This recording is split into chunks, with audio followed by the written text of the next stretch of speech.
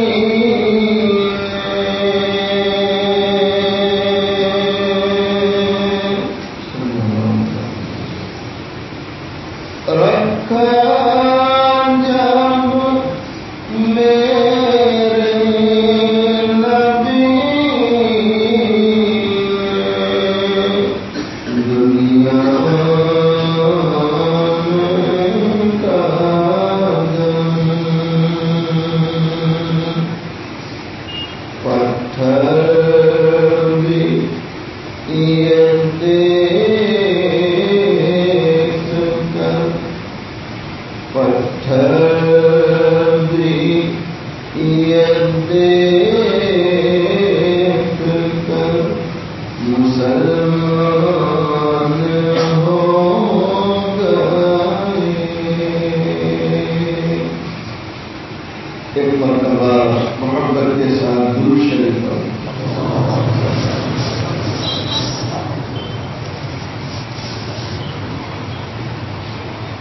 قابل صد احترام مؤکر معزز اکابر علماء،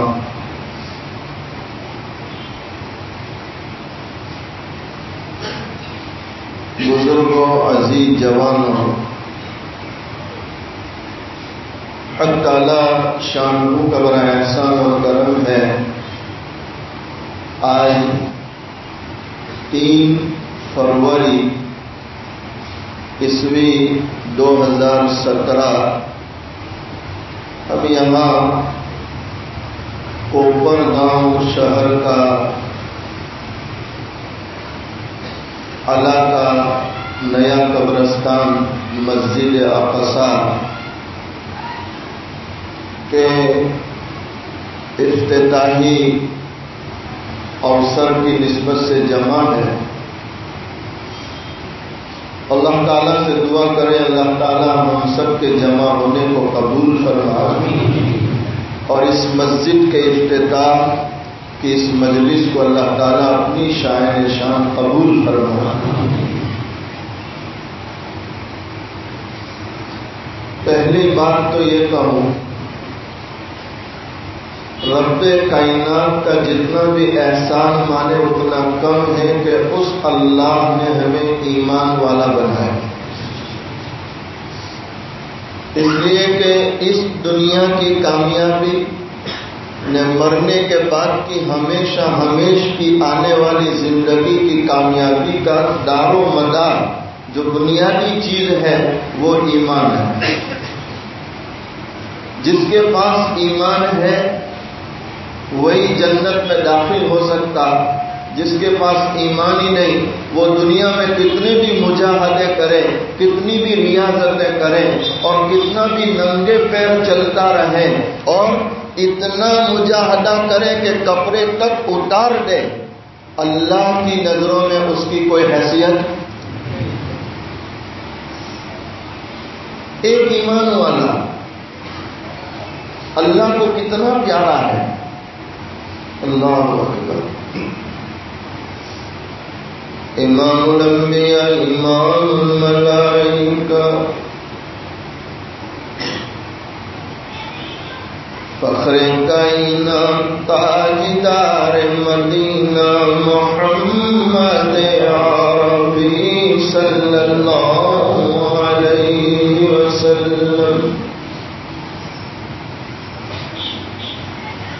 دونوں جہاں کے سردار جنہیں اللہ نے یہ شان دی، آپ اٹھے تو آسمان کو بلندی مل جائے اور بیٹھے تو زمین کو تسکین ہو جائے، ایسا دلار نبی جو ہنس دے تو جنت مچلنے لگے اور غصے میں آئے تو جہنم ابلنے لگے۔ اور مسلمانوں، ایسا پیارا نبی جسے پیدا کرنا مقصود نہ ہوتا، اللہ نہ ساتوں زمین بچھاتا نہ ساتوں آسمان سجاتا۔ میں آپ کتنے خوش نصیب ہیں، اللہ نے ہمیں اس دلارے نبی کا امتی بنا دیا۔ دونوں جہاں کے سردار امام الانبیاء امام الملائکہ فخر کائنات تاجدار مدینہ محمد عربی صلی اللہ علیہ وسلم فرماتے، لا تقوم الساعة حتى يقال في الأرض الله الله۔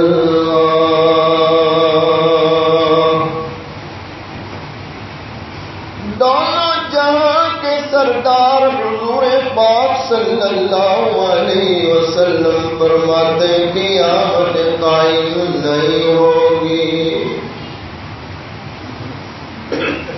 یہ زمین درہم برہم نہیں ہو سکتی، یہ آسمان کا نظام تتر بتر نہیں ہو سکتا،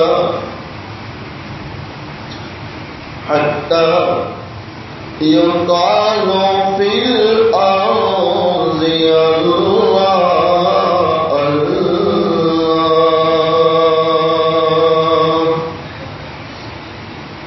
جب تک کہ زمین پر ایک بھی اللہ کا نام لینے والا باقی ہے۔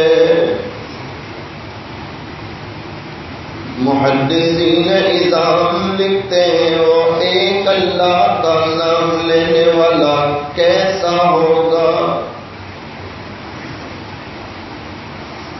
علماء لکھتے ہیں نماز نہیں پڑھتا ہوگا، رمضان کے روزے نہیں رکھتا ہوگا، زکوٰۃ نہیں دیتا ہوگا، اس ایمان والے سے جو نماز بھی نہیں پڑھتا، روزہ بھی نہیں رکھتا، زکوٰۃ بھی نہیں دیتا، اگر پوچھا جائے تیری مسلمانی کیا ہے،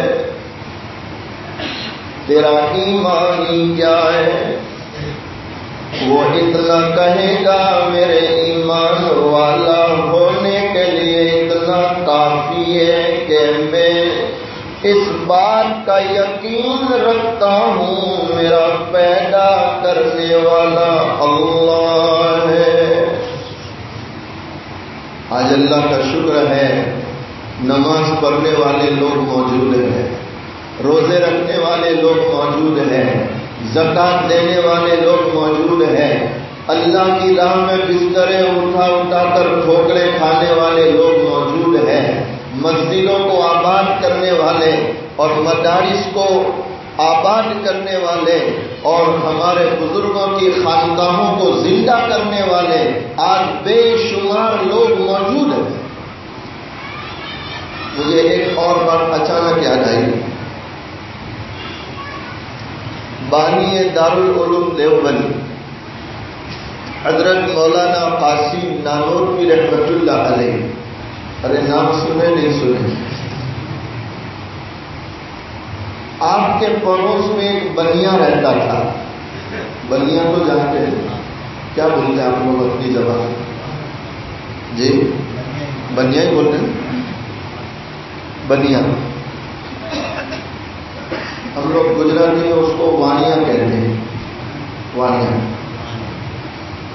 بنیا، اور بنیا مشہور ہے پورے بھارت میں کہ وہ ایک ایک پائی کا حساب رکھتے ہیں، حسابی لوگ ہیں۔ حضرت نانوتوی رحمۃ اللہ علیہ کا پڑوسی ہے اور وہ آگ کی عبادت کرتا تھا، آگ کی، یعنی مشرک تھا، اس کا انتقال ہو گیا۔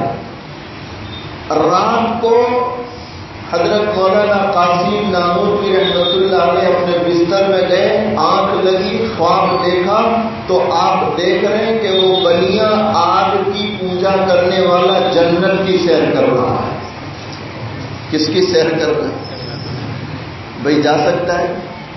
جبکہ مشرک تھا، آگ کی عبادت کرنے والا تھا، کیسے جنت میں چلا گیا؟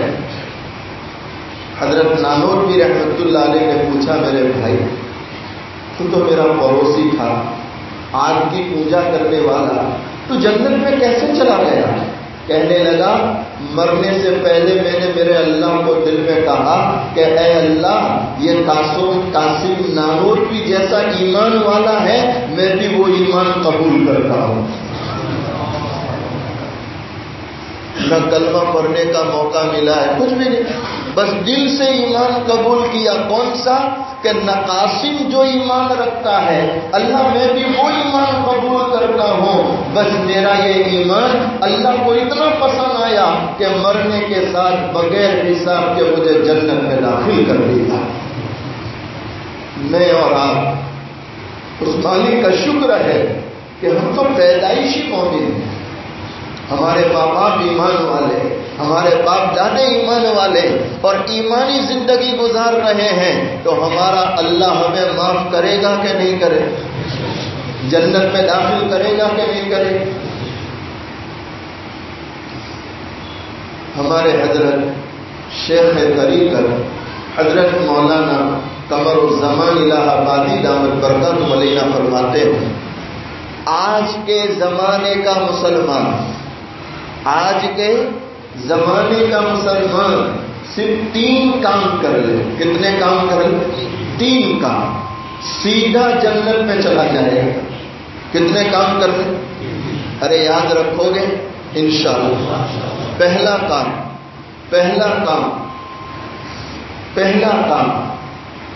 5 وقت کی نماز پابندی کے ساتھ پڑھے۔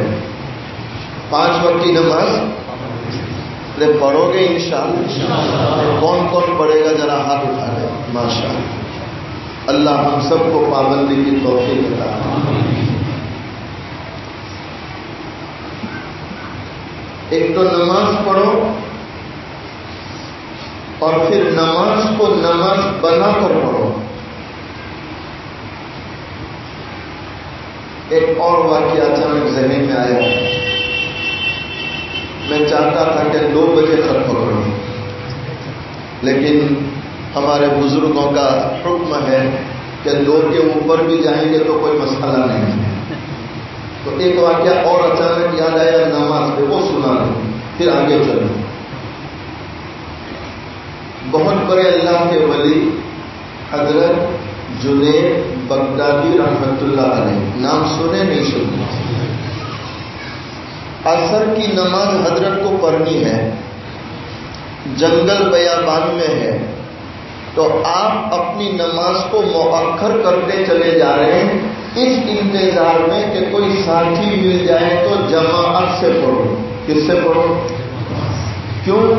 پیارے نبی صلی اللہ علیہ وسلم کا فرمان ہے، جس نے ایمان کے ساتھ نماز پڑھی اور جب ایمان پہنچتے ہیں وَلَضَّالِّينَ تو سارے مقتدی کیا کہتے ہیں؟ آمین۔ فرشتے بھی نماز میں ہوتے ہیں، فرشتے بھی کہتے ہیں آمین۔ نبی علیہ السلام نے فرمایا، جس کی آمین فرشتے کی آمین کے ساتھ مل گئی، اللہ اس کے پچھلے سارے گناہ معاف کر دیتا ہے، معاف کر دیتا ہے۔ اچانک جنید بغدادی رحمت اللہ علیہ نے دیکھا ایک بوڑھے میاں، ہاتھ میں عصا ہے، سر پہ بڑا گنتھر ہے گھاس کا، اس کو لے کے آ رہے ہیں۔ قریب آئے تو سلام کیا، کہا بوڑھے میاں عصر کی نماز ہو گئی کہ باقی ہے؟ بیٹا باقی ہے، میں بھی انتظار میں تھا کوئی مل جائے تو جماعت کروں۔ کہا بوڑھے میاں وضو بنا دو۔ بیٹا اللہ کا شکر ہے وضو ہے۔ کیا جواب دیا؟ وضو۔ پیارے نبی علیہ السلام نے فرمایا، میری امت میں جو اپنی روزی کو آسان بنانا چاہے اس کو چاہیے وضو کا اہتمام کرے۔ کس کا اہتمام؟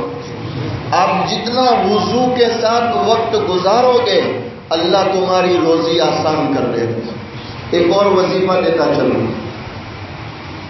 گھر میں داخل ہوتے ہی سلام کرو۔ کیا کرو؟ سلام۔ سلام کرنے کے بعد 1 مرتبہ درود شریف پڑھ لو، نے 1 مرتبہ قل هو اللہ احد۔ ارے آسان ہے کہ مشکل ہے؟ سلام کر کے داخل ہو، سنت ہے پیارے نبی علیہ السلام۔ پھر درود شریف پڑھو 1 بار، نے قل هو اللہ پڑھو 1 بار۔ مشائخ لکھتے ہیں اللہ دروازہ توڑ کے روزی پہنچائے گا، اللہ دروازہ توڑ کے۔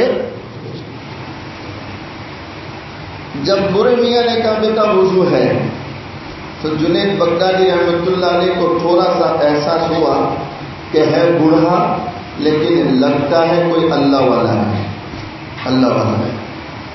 آپ ابھی نوجوان تھے، تو جنید بغدادی رحمت اللہ علیہ نے بوڑھے میاں سے کہا حضرت میں مصلی بچھاتا ہوں، آپ نماز پڑھا دیں۔ کہا نہ بیٹا تو نوجوان ہے، تو نماز پڑھا میں پیچھے پڑھ لیتا ہوں. کہا نہیں نہیں حضرت آپ عمر میں بھی بڑے ہیں اور ہر اعتبار سے بڑے لگتے ہیں, آپ آگے جائیں میں پیچھے ہو جاتا ہوں. کہا ٹھیک ہے تیری ضد ہے تو پڑھا دیتا ہوں.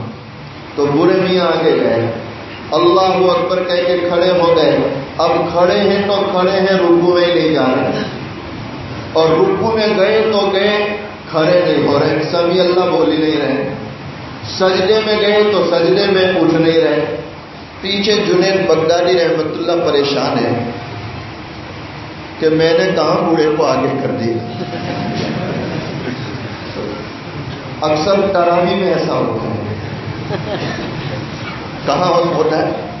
رمضان میں, کہ دن بھر کے تھکے بھی ہیں, افطار برابر کیا نہیں, اب گھر میں کھانا انتظار کرتے اور مولانا جو ہے برابر لگے ہیں. جیسے نماز سے فارغ ہوئے جنید بغدادی آگے آگے بیٹھ گئے. او بوڑھے میاں, او بوڑھے میاں, کتنی دیر لگا دی. مسئلہ بھی جانتے ہو کہ نہیں, درود قریب ہے ابھی نماز مکروہ ہو جاتی. تو بوڑھے میاں کچھ بولے نہیں, منہ جھکا کے بیٹھے رہے کہ نوجوان ہے, جوانوں میں جذبات ہوتا ہے, جذباتی ہوتے ہیں, نوجوان ہے بولنے دو. تو حضرت جنید بغدادی رحمت اللہ علیہ نے پھر چھیڑا, ارے ایک تو تاخیر اتنی کر دی اور مجھ سے کچھ بولتے بھی نہیں, کچھ تو بولو, اتنی دیر کر دی, اتنی لمبی نماز پڑھاتے ہیں.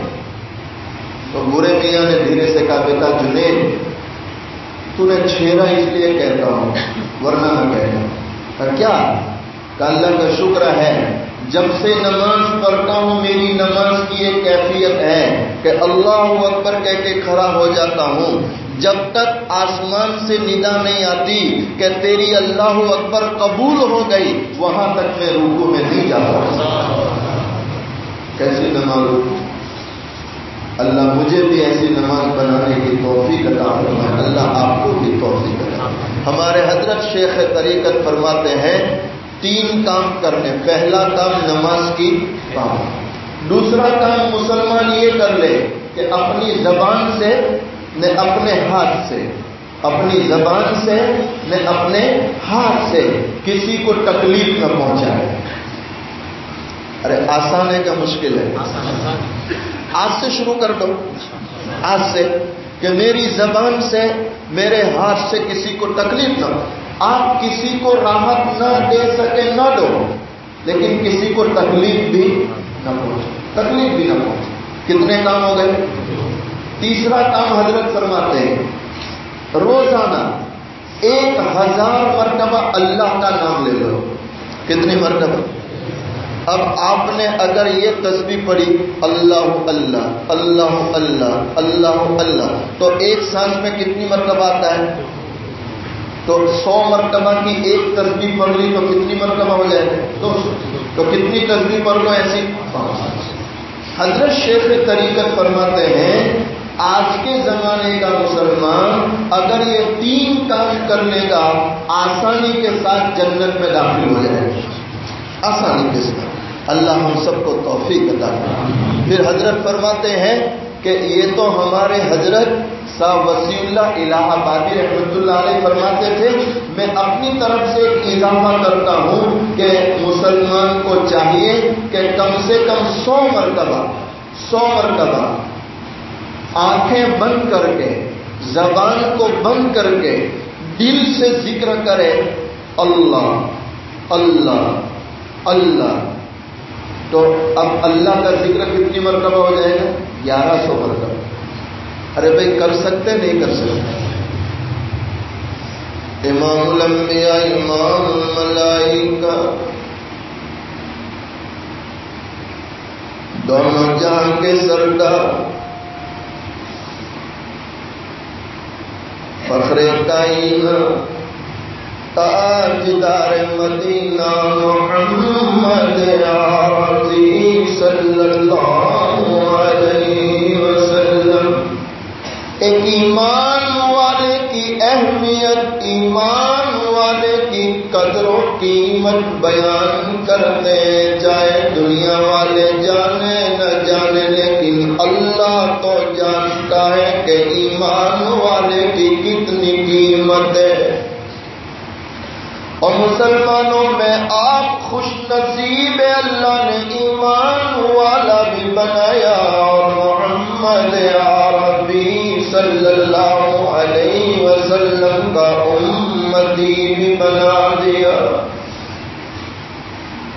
آپ علیہ السلام فرماتے جب تک ایک ایمان والا بھی دنیا میں باقی ہے قیامت نہیں آئے گی، سارا نظام برابر چلتا رہے گا۔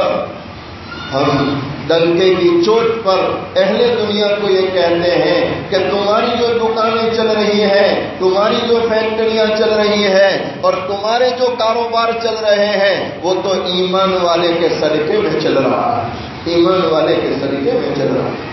اللہ کا شکر ہے اللہ نے ہمیں ایمان والا بنایا اور محمد عربی صلی اللہ علیہ وسلم کا امتی بنایا۔ آج ایمان والوں کے یہ جذبات، ایمان والوں کی یہ قربانیاں کہ ایسی عالیشان مسجدیں تیار ہو رہی ہیں۔ یقیناً مجھے یاد ہے جب اس مسجد کا سنگ بنیاد تھا، کھلی جگہ تھی، پڑوس میں قبرستان، ادھر بھی پرانا وہ سیٹ ڈالا ہوا پتھروں کا۔ میں جب یہاں پہنچا میں سوچ رہا تھا کہ میرے اللہ، ایسی غریب بستی، ایسے مزدور قسم کے لوگ، محنت کرنے والے لوگ، تو یہاں اتنی بڑی مسجد کیسے بنے گی؟ لیکن جب بستی والے ارادہ کر لیں اور اللہ کے بھروسے پر کھڑے ہو جائیں تو پھر اللہ کیا کرتا ہے؟ مدد کرتا ہے۔ آپ دیکھ لیں بستی والوں کی قربانیوں کا نتیجہ۔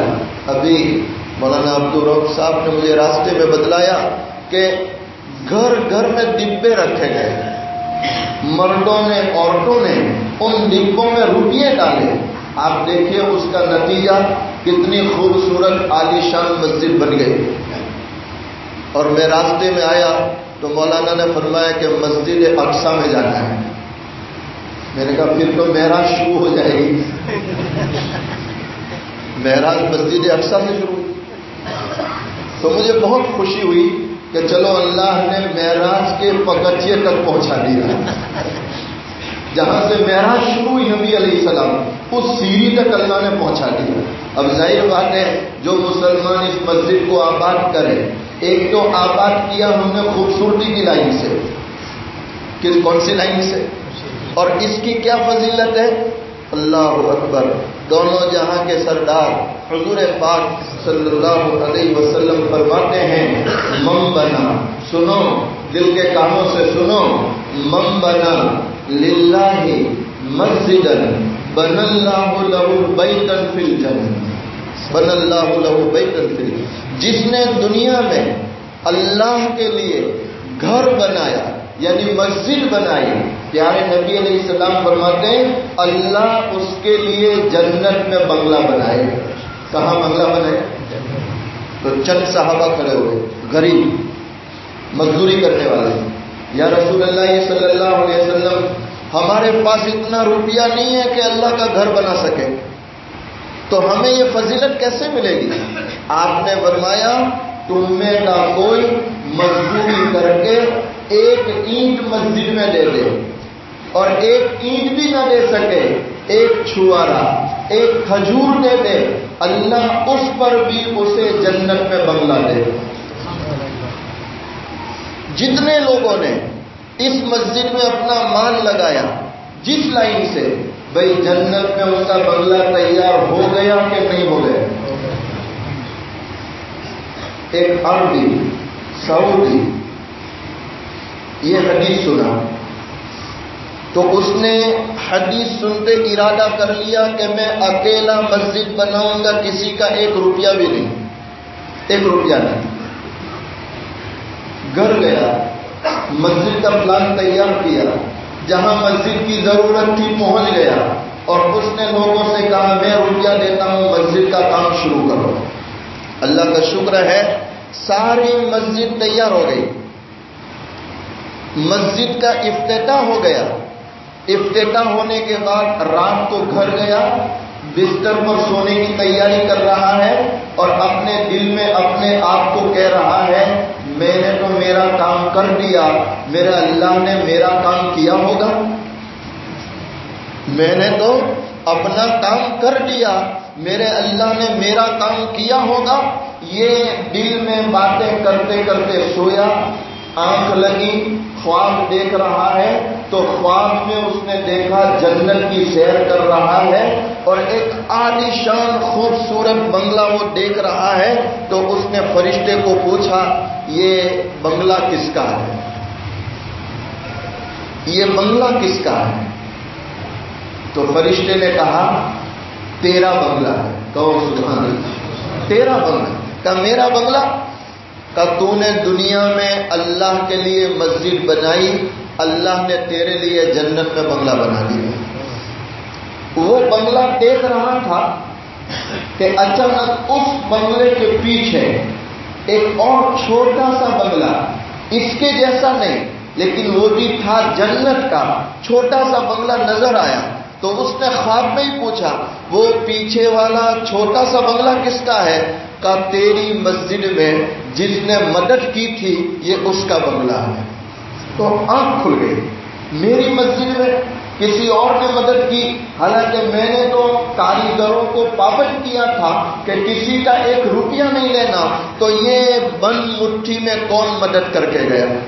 بند مٹھی میں کون مدد کر کے گیا؟ اس نے اسی وقت سارے کاریگروں کو جمع کیا، بھائی یہ کون میری مسجد میں مدد کر کے گیا؟ کاریگروں نے کہا ہم نے کسی کا 1 روپیہ بھی نہیں لیا، سارا مال تمہارا ہے۔ کہا نہیں، کہیں نہ کہیں گڑبڑ ہے، گڑبڑ ہے، گڑبڑ ہے، تلاش کرو، تلاش کرو، یہ کہاں سے آیا؟ تو ایک کاریگر نے تھوڑی دیر کے بعد کہا کہ جہاں بنا ہم مسجد کا کام کر رہے تھے تو جس ڈول سے پانی ڈالتے تھے وہ ڈول ٹوٹ گیا، آپ تھے نہیں، آپ کا انتظار کرتے کام رک جاتا۔ اچانک ایک حبشی عورت، حبشہ کی رہنے والی، جا رہی تھی، اس کے ہاتھ میں ڈول تھا۔ ہم نے اس عورت کو کہا بہن اللہ کے گھر کا کام چلتا ہے، تھوڑی دیر ڈول دو، ہم تھوڑا پانی ڈال لیں واپس کر دیتے۔ تو اس حبشی عورت نے کہا تھوڑی دیر کیا، اللہ کا گھر بن رہا ہے، رکھو میں ہدیے میں دیتی ہوں۔ لے کے چلی گئی، لے کے چلی گئی۔ تو وہ عربی سمجھ گیا کہ یہ 1 ڈول کی قیمت ہے۔ کس کی قیمت ہے؟ نہیں، اب تو تم کو یقین ہو گیا کہ 1 اینٹ رکھنے والے کو بھی بنگلہ ملے گا انشاءاللہ۔ یہ ڈول کی قیمت ہے۔ تو عربی نے پوچھا کاریگروں سے وہ حبشی عورت کو جانتے ہو؟ کہاں فلاں بستی میں رہتی ہے، فلاں جگہ اس کا گھر ہے۔ یہ عربی اس کے گھر گیا، سلام کیا، وہ حبشی عورت باہر آئی۔ اب یہ عربی پوچھ رہا ہے تیری اس ڈول کی قیمت کیا ہے؟ اس نے کہا 10 ریال۔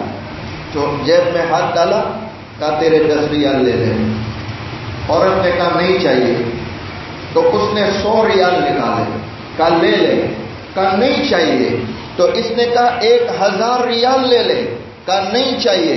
تو اس نے کہا 10,000 ریال لے لے، کہا نہیں چاہیے۔ تو اس عربی نے کہا 1,00,000 ریال لیتا ہوں، لے لے۔ اس عورت نے کہا کب تک قیمت لگائے گا؟ کب تک قیمت لگائے گا؟ کہا کیوں نہیں لیتی؟ کہا میرے بھائی جو خواب تو دیکھ کر آیا ہے وہ خواب میں بھی دیکھ چکی ہوں، تو کیا میں چند ریالوں کے خاطر اپنا جنت کا بنگلہ ضائع کر دوں؟ یہ ہو سکتا؟ پیارے نبی علیہ السلام کا فرمان کہ جس نے بھی دنیا میں اللہ کے لیے اپنا روپیہ لگایا بھئی اس کا روپیہ ضائع ہو سکتا؟ آپ یقین کریں اس مسجد کے لیے جس نے جس اعتبار سے محنت کی اللہ نے چاہا، ہمارا یقین ہے اس کا بنگلہ جنت میں تیار ہو چکا ہے انشاءاللہ۔ اللہ تعالیٰ اس مسجد کے بنانے کو اور جن جن لوگوں نے جس اعتبار سے قربانیاں پیش کی اللہ سبھی کو قبول فرمائے، دنیا آخرت میں بہتر بدلہ عطا فرمائے، اجر عظیم اجر جزیل عطا فرمائے۔ بس اسی پر آج کے بیان کو ختم کرتے ہیں۔ مغرب کے فوراً بعد انشاءاللہ پھر سے ایک عمومی پروگرام اور ذکر کی مجلس ہے. جیسے اس وقت آپ اتنی کثرت کے ساتھ پہنچے ہیں، مغرب کے بعد بھی پہنچنے کی کوشش کریں، پہنچیں گے انشاءاللہ. اللہ تعالیٰ اس اجتماع کو بے انتہا قبول فرمائے، اپنی رضا کا ذریعہ بنائے. جن لوگوں کی سنتیں باقی ہے وہ سنتیں پڑھ لیں، سنتوں کے بعد انشاءاللہ جمعہ کا خطبہ اور نماز ہو.